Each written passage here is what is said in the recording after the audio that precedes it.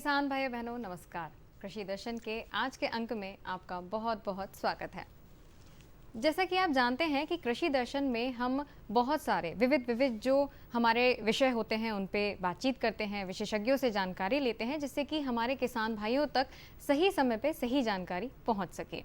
इसी क्रम में अब क्योंकि रबी का सीज़न आ गया है, अब हमारे जो किसान भाई हैं वो लगे हुए हैं अपनी फसलों को चुनने में। कोई गेहूं की तरफ जा रहा है, कोई अलग अलग जो फसलें हैं चने की तरफ, और इस प्रकार से जो बोने का समय है वो अब शुरू हो गया है। किस्मों का चयन भी होने लगा है। तो इन विषयों पे तो हम कई बार बातचीत कर चुके हैं। आज का जो हमारा विषय है ये एक बहुत ही महत्वपूर्ण विषय है। आज हम जो हमारा विषय है उसके बारे में सबसे पहले जान लेते हैं। हमारा विषय है नैनो यूरिया का रबी फसलों में उपयोग। अब विषय से आप समझ ही गए होंगे कि रबी की फसलों में नैनो यूरिया का प्रयोग किस प्रकार से करना है, हम इसके बारे में जानने वाले हैं। विस्तार से जानकारी देंगे हमारे विशेषज्ञ जो कि हैं डॉक्टर दिनेश कुमार सोलंकी जी, मुख्य प्रबंधक कृषि सेवाएं इफ्को भोपाल से हैं। स्वागत है सर आपका बहुत बहुत। नमस्कार सभी किसान भाइयों को मेरा नमस्कार। तो आज का जो हमारा विषय है वो है नैनो यूरिया का रबी फसलों में उपयोग, और इस विषय के बारे में जानेंगे क्योंकि नैनो यूरिया क्या होता है इसके बारे में हम जानेंगे। लेकिन सबसे पहले ये समझते हैं, क्योंकि विषय ही है सर रबी फसलों में उपयोग, तो रबी की ऐसी कौन कौन सी प्रमुख फसलें हैं, थोड़ा सा उसके बारे में बताइए, और फिर पोषक तत्वों की किस प्रकार से आवश्यकता है। देखिए, जो मध्य प्रदेश की जो प्रमुख रबी की फसलें हैं उसमें गेहूँ और चना, सरसों और बहुत थोड़े से एरिया में मसूर और मटर भी होता है। साथ साथ सब्जियों की बात करें तो इसमें आलू और फूल गोभी, इस तरह की सब्जियां, टमाटर, बैंगन, इस तरह की बहुत सारी जो सब्जियों वाली फसलें होती है। इसके साथ साथ गन्ना भी हमारे पे करीब 1 से 1.25 लाख हेक्टेयर के आसपास गन्ना भी मध्य प्रदेश में उगाया जाता है। और जहाँ तक अभी आपने कहा कि पोषक तत्व प्रबंधन की, तो निश्चित रूप से किसी फसल से अच्छा उत्पादन लेने के लिए उस फसल को सही तरीके से पोषित किया जाना बहुत ज़रूरी है। और पोषित करने में जो आमतौर से किसान भाई उपयोग करता है अपने खेत में, जैसे यूरिया है, DAP है, 12-32-16 है, 10-26-26 है, इस तरह के बहुत सारे जो कॉम्प्लेक्स ग्रेड हैं उनको किसान भाई अपने खेतों में उपयोग करता है। और उपयोग करते समय उसको ये ध्यान देना चाहिए कि उसमें खेत में अपने मिट्टी परीक्षण करा लें, मिट्टी की जांच के आधार पर ही इन पोषक तत्वों का उपयोग करें। और उपयोग करते समय हमको ये भी देखना है कि किस फसल में, जैसे हमारी गेहूं की फसल है उसकी नाइट्रोजन, फॉस्फोरस की इनकी आवश्यकता ज़्यादा होती है। तो जैसे अभी हम एकड़ की बात करें, अगर 1 एकड़ में गेहूं की फसल लेना है तो किसान भाइयों को 48 किलोग्राम नाइट्रोजन, 24 किलोग्राम फॉस्फोरस और 12 किलोग्राम पोटास देना चाहिए। साथ साथ चूँकि ये खाद्यान्न वाली फसल हैं, इन फसलों में हमको जिंक सल्फेट की जरूरत पड़ती है। तो बुवाई के समय 10 किलोग्राम जिंक सल्फेट भी किसान डाल दें तो उससे उसका फ़ायदा मिलता है। जैसे चने की फसल की हम बात करें तो चने की फसल चूँकि दलहनी वाली फसल है, इसमें गांठें होती हैं और गांठों में बैक्टीरिया के द्वारा बहुत सारा नाइट्रोजन ज़मीन में के माध्यम से फसल को मिल जाता है। तो यहाँ हमको नाइट्रोजन की ज़रूरत कम पड़ती है। तो इसके लिए 10 किलोग्राम नाइट्रोजन पर एकड़ के हिसाब से 24 किलोग्राम फॉस्फोरस, 12 किलोग्राम पोटास, ये सब हमको डालना चाहिए। जैसे सरसों की हम बात करें, बहुत सारा जैसे चंबल एरिया है या ग्वालियर का पूरा एरिया है, या बहुत सारे रीवा की तरफ होता है, मंदसौर की तरफ सरसों होता है। तो ऐसे कुछ एरिया हैं जहाँ पर सरसों उगाया जाता है। और उस एरिया में जो फसल उगा रहे हैं तो 40 किलोग्राम नाइट्रोजन और आपका 20 किलोग्राम फॉस्फोरस, 20 किलोग्राम पोटास आप इसमें डाल सकते हैं। और इसी तरह से जो मटर की फसल है, गन्ने की में, आलू में थोड़ा नाइट्रोजन की जरूरत ज़्यादा पड़ती है और यहाँ पे हम 120 किलोग्राम नाइट्रोजन अगर हम आलू की बात करें पर हेक्टेयर डाल सकते हैं। और एकड़ की बात करें तो करीब 40 से 50 किलोग्राम डाल सकते हैं। और जहाँ गन्ने की हम बात करते हैं तो गन्ने में चूँकि इसमें बहुत लंबे समय वाली फसल होती है तो इसकी जो है ना रिक्वायरमेंट भी ज़्यादा होती है पोषक तत्वों की। तो यहाँ 120 किलोग्राम नाइट्रोजन और करीब 60 किलोग्राम फॉस्फोरस और 30 से 40 किलोग्राम पोटास हम जो है ना एकड़ की दर से हम डाल सकते हैं। सर, पोषक तत्वों का जिक्र आपने कई बार किया है। पोषक तत्वों की ज़रूरत हर फसल को होती है, क्योंकि जितने अच्छे पोषक तत्व होंगे हमारी फसल भी उतनी अच्छी होती है। तो इनकी पूर्ति हम किस प्रकार से कर सकते हैं? हाँ, जैसे मैंने भी कहा कि जैसे नाइट्रोजन की पूर्ति करने किसान को ये दाने वाला यूरिया है जी, आमतौर से किसान उसका उपयोग करता है। बिल्कुल। लेकिन कभी क्या होता है कि वो आवश्यकता से ज़्यादा किसान कभी डाल देता है, क्योंकि यूरिया में जो नाइट्रोजन मिलता है वो नाइट्रोजन से पौधे की वृद्धि और विकास दोनों चीज़ होती हैं। तो किसान को ये लगता है कि अगर मैं सिर्फ नाइट्रोजन ही डालूंगा, यूरिया डालूंगा तो मेरी फसल ज़्यादा अच्छी हो जाएगी। लेकिन उसमें क्या होता है कि दूसरे पोषक तत्वों की कमी होने की वजह से पैदावार भी प्रभावित होती है और उसकी जो उत्पाद होता है उसकी गुणवत्ता भी प्रभावित होती है। तो किसान भाइयों को मैं यहाँ ये कहूँगा कि वो मिट्टी की जांच कराने के आधार पर तो जो भी पोषक तत्व की कमी होती है वो इन चीज़ों से, जो हमारे मैंने अभी बताया, इतने सारे उपलब्ध जो उत्पाद हैं हमारे बिल्कुल। साथ। अगर किसान किसी वजह से बुवाई के समय हम नहीं डाल पाए, जैसे बुवाई के समय हम डालते हैं जितनी फॉस्फेटिक फर्टिलाइजर है, पोटासियम फर्टिलाइजर है, बुवाई के समय ज़मीन में डालना चाहिए, लेकिन किसी वजह से किसान भाई उस समय नहीं डाल पाते। तो खड़ी फसल में आज हमारे पास बहुत सारे विकल्प हैं। जैसे आपको जलविल उर्वरकों की हम बात करते हैं, जलविल उर्वरकों में जैसे 1744 है, 1261 है, जी। और आपका 18-18-18 है, जिसमें तीनों चीज़ें मिलती हैं। 19-19-19 है, 0050 है, 13-045 है, 052-34 है। इस तरह बहुत सारी रेंज है आज के हमारे पास में जी। और इनको फसल की आवश्यकता के अनुसार और फसल की कौन सी अवस्था पे हमको देना है, तो इसके हिसाब से हम उपयोग कर सकते हैं। और नाइट्रोजन के लिए जो मैंने कहा कि अगर खड़ी फसल में नाइट्रोजन देना है तो आपको सबसे बढ़िया विकल्प आज की डेट में जो समय में किसान भाइयों के लिए है नैनो यूरिया। जी। नैनो यूरिया के माध्यम से हम किसान भाई को ही फसल में नाइट्रोजन का की जो उपयोगिता है उसको बढ़ा सकते हैं, दे सकते हैं। प्रचलन में सर, जैसा कि आपने बताया, प्रचलन में तो दानेदार यूरिया ही चला है, लेकिन अब आपने जिक्र किया है नैनो यूरिया का, ये एक नया विषय हो गया है। तो नैनो यूरिया होता क्या है, सबसे पहले ये हमारे किसान भाइयों को बताइए। देखिए, नैनो यूरिया एक नैनो टेक्नोलॉजी पर आधारित एक उर्वरक है जी। और ये सबसे बड़ी बात है, आपको अच्छा लगेगा सुन के, ये विशुद्ध रूप से स्वदेशी तकनीक के द्वारा बनाया गया है। अच्छा। और ये विश्व का पहला ऐसा उर्वरक है जो जिसको पेटेंट मिला हुआ है जी। और ये इफ़को द्वारा बनाया गया है। इसके अपने कलोल प्लांट में इसका एक संयंत्र लगाया गया है, वहाँ पे इसका बनाया जा रहा है। पूरा मशीनरी सेटअप है, पूरा संयंत्र है इसका, जी। पूरा प्लांट लगाया गया है, वहाँ पे इसको बनाया गया है और वहाँ से जा करके किसानों के बीच में आ जा रहा है। ये जो नैनो यूरिया है ये तरल रूप में आता है। जी। आपने देखा होगा, अभी दाने वाला दाने यूरिया वाला आता सुना है, जी, होगा आपने, प्रचलन में है। लेकिन तरल रूप में ये बोतल में आता है। 500 मिलीलीटर की एक बोतल होती है और ये 500 मिलीलीटर की बोतल जो हमारा जो दाने वाला यूरिया होता है, जी। 45 किलोग्राम का जो बोरा किसान यूज करता है, उसकी बराबर ये नाइट्रोजन पौधे को दे देता है। और इस यूरिया की सबसे बड़ी बात है कि इसमें जो पार्टिकल्स होते हैं नैनो पार्टिकल्स के आधार पर होते हैं और ये जो पौधे की पत्ती के ऊपर छिड़का जाता है और पौधे की पत्ती के ऊपर छिड़कने के बाद ये पौधे के सिस्टम में चला जाता है और सिस्टम में जाने के बाद पौधे को जब भी ज़रूरत पड़ती है या नाइट्रोजन की कमी महसूस होती है पौधे को, वहाँ से ये जो पौधे को आप उसकी आवश्यकता के साथ मिलता रहता है। सर, एक यहाँ पे सवाल आया मेरे मन में कि जैसे आपने बताया सबसे पहले कि हम अगर मिट्टी का परीक्षण कर लेते हैं तो हमें पता चल जाता है कि कितनी मात्रा में क्या डलना है। उसी क्रम में जब हम लिक्विड वाला भी नैनो यूरिया यूज़ कर रहे हैं तो वो भी क्या उसी क्रम में चलेगा जैसे दानेदार वाला चलता है? बिल्कुल सही कहा आपने। जैसे कि अब मैंने कहा कि मिट्टी परीक्षण के आधार पर हम ये पता कर लेते हैं कि किस तत्व की कमी है। जी। अगर किसी वजह से अगर फॉस्फोरस की कमी है और हम उसमें नाइट्रोजन दे रहे हैं तो फ़ायदा नहीं मिलेगा। बिल्कुल सही बात है। तो जिस तत्व की कमी है उसी तत्व को हमको देना पड़ेगा। और जैसे अभी आपने कहा कि नैनो यूरिया से हम नाइट्रोजन मिलता है।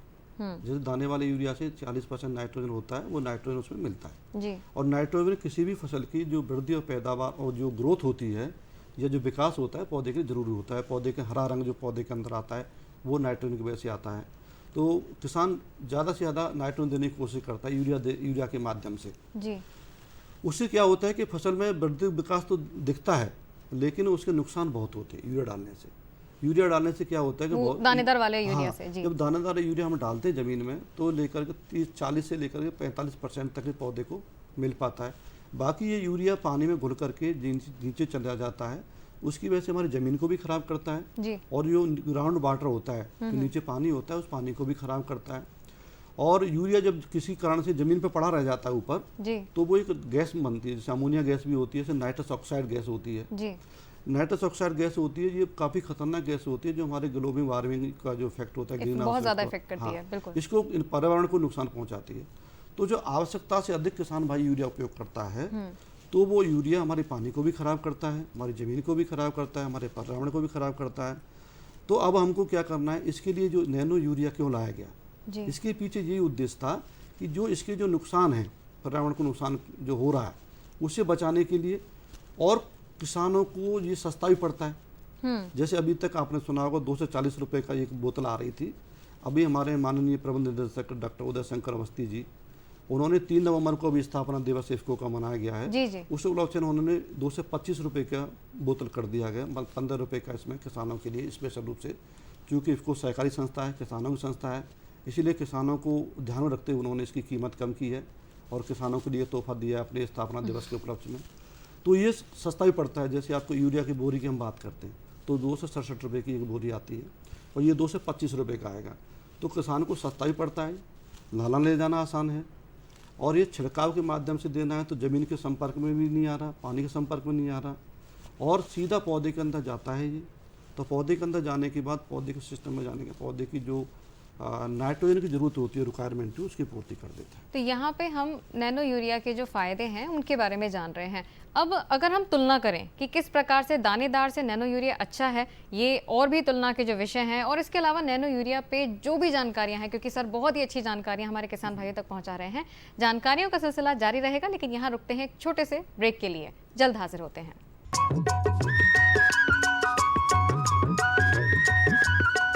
अरे सुन तो। मुझे क्या सुनाना चाहते हो? जो सुनाओ मेरी सौतन को। किसको? अरे वही तुम्हारा मोबाइल फोन जिससे सुबह शाम दिन रात चिपके रहते थे और कहते थे किसान कॉल सेंटर से बातें हो रही हैं। अच्छा ये बात है। हाँ क्यों, क्या हुआ? अब बात नहीं होती क्या? अब तो झट से बात हो जाती है। संबंधी समस्याओं का अपनी भाषा में तुरंत हल पाने के लिए पूरे भारत में किसी भी फोन से हेल्पलाइन नंबर पर संपर्क करें। किसानों का दोस्त किसान कॉल सेंटर।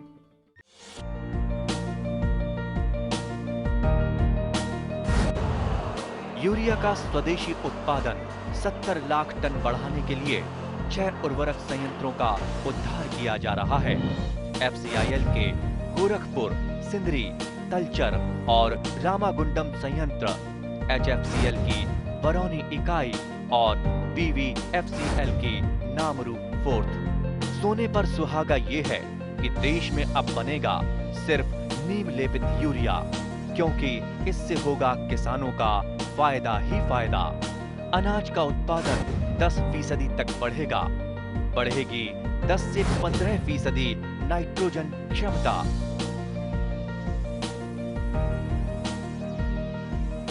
किसान भाइयों, ब्रेक के बाद एक बार फिर से आपका बहुत बहुत स्वागत है कार्यक्रम कृषि दर्शन में।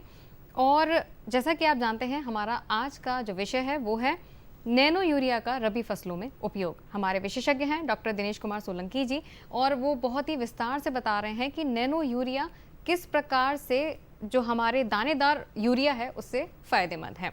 ब्रेक से पहले सर आप बता रहे थे कि नैनो यूरिया के लाभ किस प्रकार से हैं। आपने सर बहुत ही छोटी छोटी सी बातों पे गौर किया है, जैसे कि आपने बताया कि ले जाना बहुत आसान होता है, हम बॉटलों के माध्यम से ले जा सकते हैं। आपने बताया कि किस प्रकार से एब्जॉर्बिंग बहुत अच्छी हो जाती है, पौधा बहुत अच्छे से एब्जॉर्ब कर लेता है। क्या इसके अलावा भी कुछ और फायदे हैं जो कि किसान भाइयों के लिए जानना जरूरी है? देखिए, मैंने जो पहले कहा था कि ये तो लाना ले जाना तो आसान है जी, और किसान को रखना भी आसान है। बिल्कुल। और कभी आपने देखा होगा जब सीजन आता है तो किसानों को यूरिया के लिए जब जितने भी विक्रय केंद्र हैं वहाँ पे आपने लाइनों में किसान खड़े रहते हैं। आपने लगभग शॉर्टेज ही रहती है। कई बार आपने इनमें मीडिया के माध्यम से आपने देखा होगा, सुना होगा, पेपर्स के माध्यम से। तो चूँकि ये जो नया उर्वरक है किसान इसको उपयोग कर सकता है, और ये जो दाने वाले यूरिया है उसके बराबर ही ये जो मैंने पहले भी कहा था, एक बोतल जो नैनो यूरिया है वो एक बोरा दाने वाले यूरिया की बराबर ही पौधे को नाइट्रोजन प्रदान कर देता है। फ़ायदे की हम बात करें तो मैंने कहा था पर्यावरण को तो हम बचा ही सकते हैं, सस्ता भी पड़ता है, लाना ले जाना आसान है।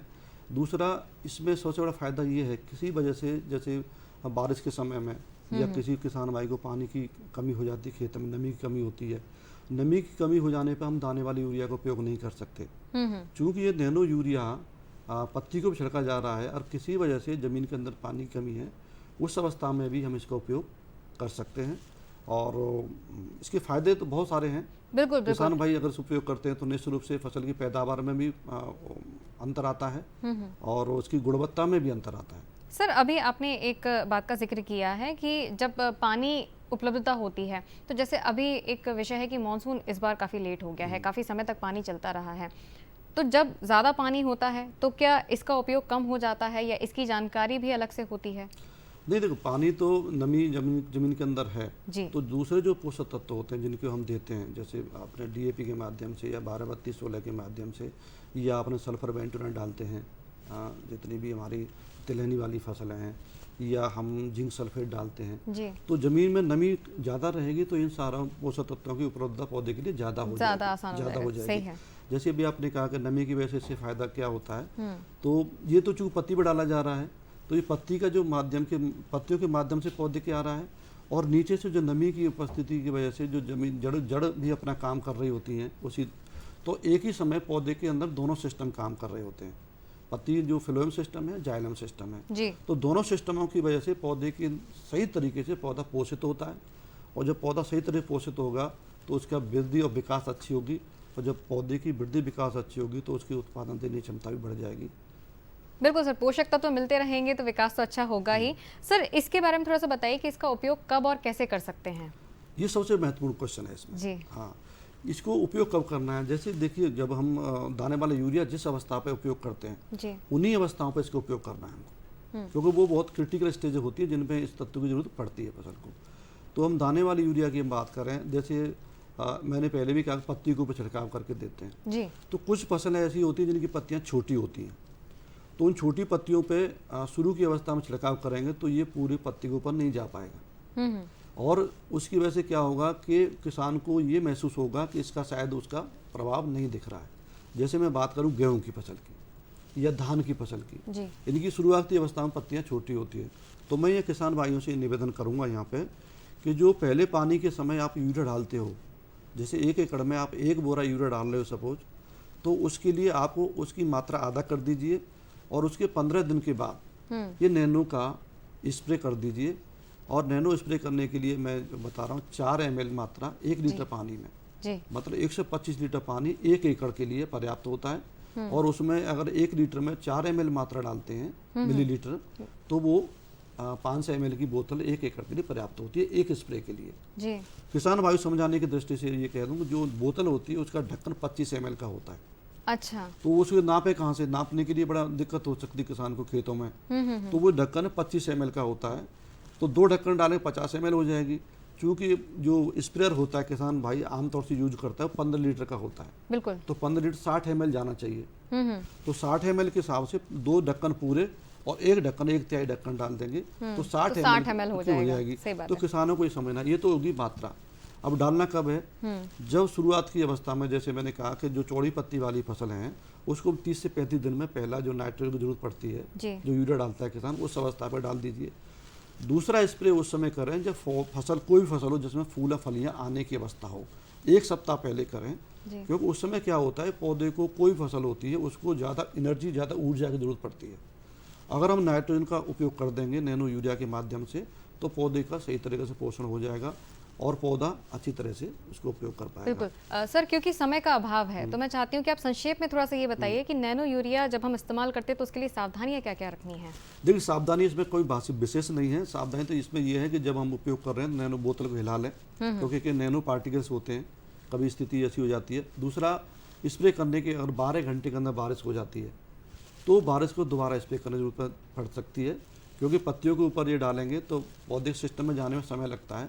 अगर बारिश हो जाएगी तो इसको कर सकते हैं। दूसरा, एक सबसे बड़ी बात है जी। इसको हम जो है जितने भी हमारे जल बिल उर्वरक हैं उनको साथ मिलाकर कर सकते हैं, सागरिका के साथ मिला के कर सकते हैं, जितने भी बायो फर्टिलाइजर हैं उनके साथ मिला के कर सकते हैं, और कुछ सीमित मात्रा में जो एग्रो केमिकल्स हैं उनके साथ में मिला करके किसान भाई इसका उपयोग कर बिल्कुल सकते हैं। बिल्कुल। तो किसान भाइयों ने, मुझे लगता है कि ये जानकारियाँ अच्छे से समझी होंगी कि किस प्रकार से नैनो यूरिया आपके लिए बहुत महत्वपूर्ण है। दिनेश सर ने बहुत ही महत्वपूर्ण जानकारियाँ हमारे किसान भाइयों को दी हैं। सर, आप स्टूडियो में आए और आपने इतनी महत्वपूर्ण जानकारी हमारे किसान भाइयों के लिए दी, इसके लिए आपका बहुत बहुत धन्यवाद। क्योंकि नैनो यूरिया अपने आप में एक बहुत बड़ा विषय है और इस समय के अभाव में उस विषय को पूरा कर पाना थोड़ा सा असंभव सा कार्य है, लेकिन फिर भी हमने कोशिश करी है कि जो मुख्य रूप से जो जानकारियां हैं वो हमारे किसान भाइयों तक पहुंच सकें। और जैसा कि आप जानते हैं, कृषि दर्शन में हम सिर्फ विशेषज्ञ से बात नहीं करते हैं, हम जानते हैं क्या कुछ चल रहा है कृषि जगत में। तो आइए जान लेते हैं कृषि जगत से जुड़ी हुई खबरें खेती की में। नमस्कार किसान भाइयों, खबरें खेती में आपका स्वागत है। आइए कृषि की खास खबरों पर नजर डालते हैं। अनुकूल कृषि खाद्य प्रणाली के लिए मिलेट को बढ़ावा। मध्य प्रदेश में फसल अवशेष प्रबंधन योजना लागू होगी। रबी में 51,000 करोड़ की उर्वरक सब्सिडी मंजूर। औषधीय फसल अफीम और झुलसा रोग को बचाए आलू। और अब बढ़ेंगे विस्तार से खबरों की ओर, देखेंगे आपको बताएंगे पहली खबर, अनुकूल कृषि खाद्य प्रणाली के लिए मिलेट को बढ़ावा। बंगाल के खाड़ी बहुक्षेत्रीय तकनीक एवं स्थानीय आर्थिक सहयोग उपक्रम बिम्स्टेक की दूसरी कृषि मंत्री स्तरीय बैठक भारत की मेजबानी में केंद्रीय कृषि मंत्री श्री नरेंद्र सिंह तोमर की अध्यक्षता में हुई। इसमें भूटान, बांग्लादेश, नेपाल, म्यांमार, श्रीलंका व थाईलैंड के कृषि मंत्रियों ने भी भाग लिया। बैठक को वीडियो कॉन्फ्रेंसिंग के जरिए संबोधित करते हुए श्री तोमर ने सदस्य देशों से कृषि के कायाकल्प के लिए सहयोग मजबूत करने हेतु व्यापक क्षेत्रीय कार्य नीति विकसित करने में सहयोग का अनुरोध किया है। आपको बता दें, उन्होंने पोषक आहार के रूप में मिलेट के महत्व व अंतर्राष्ट्रीय मिलेट वर्ष 2023 के दौरान मिलेट व इसके उत्पादों को बढ़ावा देने के लिए भारत द्वारा किए गए प्रयासों का उल्लेख किया। साथ ही सदस्य देशों से अनुरोध किया कि वे अनुकूल कृषि खाद्य प्रणाली और सभी के पोषण हेतु स्वास्थ्यवर्धक खाद्य के रूप में मिलेट को बढ़ावा देने के लिए भारत की पहल में सक्रिय रूप से भागीदार बने। आपको बता दें, बैठक में बिम्स्टेक कृषि सहयोग को मजबूत करने के लिए कार्य योजना को स्वीकार किया गया और बिम्स्टेक सचिवालय व अंतर्राष्ट्रीय खाद्य नीति अनुसंधान संस्था रन के बीच समझौता ज्ञापन तथा मत्स्यकीय एवं पशुधन उप क्षेत्रों को कृषि कार्य समूह के तहत लाने को मंजूरी दी गई। आगे बढ़ेंगे, आपको दूसरी खबर बताएंगे। मध्य प्रदेश में फसल अवशेष प्रबंधन योजना लागू होगी। आपको बता दें, मुख्यमंत्री श्री शिवराज सिंह चौहान की अध्यक्षता में मंत्रालय में मंत्रिपरिषद की बैठक हुई, जिसमें कई महत्वपूर्ण निर्णय लिए गए। मंत्रिपरिषद ने नरवाई जलाने की प्रथा को हतोत्साहित करने एवं कृषि यंत्रीकरण को बढ़ाने और भूमि में नमी का संरक्षण करने के लिए फसल अवशेष प्रबंधन योजना को संचालित करने का निर्णय लिया। योजना में उपयोगिक शक्ति चलित कृषि यंत्रों को चिन्हित कर कृषकों द्वारा इन्हें क्रय करने पर अनुदान उपलब्ध कराया जाएगा। आपको बता दें, लघु सीमांत महिला, एससी और एसटी कृषकों को 50% एवं अन्य कृषकों को 40% अनुदान दिया जाएगा। मंत्रिपरिषद ने ग्रामीण युवाओं को बैंक ऋण आधार पर कस्टम प्रोसेसिंग केंद्र स्थापना के लिए अनुदान सहायता उपलब्ध कराने के लिए नवीन योजना प्राथमिक प्रसंस्करण को प्रोत्साहन को संचालित करने का निर्णय लिया है। उपरोक्त दोनों योजनाओं का क्रियान्वयन कृषि अभियांत्रिकी संचालनालय करेगा। मंत्रिपरिषद ने प्रदेश में सार्वजनिक वितरण प्रणाली एवं अन्य कल्याणकारी योजनाओं में मुख्यमंत्री युवा अन्न दूत योजना लागू करने की अनुमति दी है। इसमें उद्यम क्रांति योजना के प्रथम चरण में 888 बेरोजगार युवाओं को बैंक ऋण से वाहन उपलब्ध कराया जाएगा। आपको बता दें, मंत्रिपरिषद ने उचित मूल्य की दुकानों का खाद्यान्न पर कमीशन, परिवहन व्यय और पीओएस मशीन की अतिरिक्त कमीशन की राशि को बढ़ाने का भी निर्णय लिया है।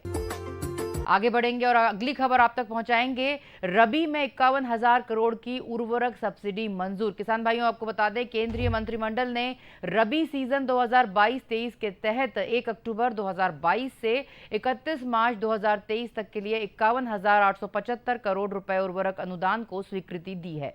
इस दौरान नाइट्रोजन, फास्फोरस, पोटाश, सल्फर जैसे विभिन्न पोषक तत्वों से युक्त फॉस्फेट और पोटाश उर्वरकों के लिए पोषक तत्व आधारित सब्सिडी एनबीएस की प्रति किलोग्राम दरों से संबंधित उर्वरक विभाग के प्रस्ताव को भी मंजूरी दी गई है।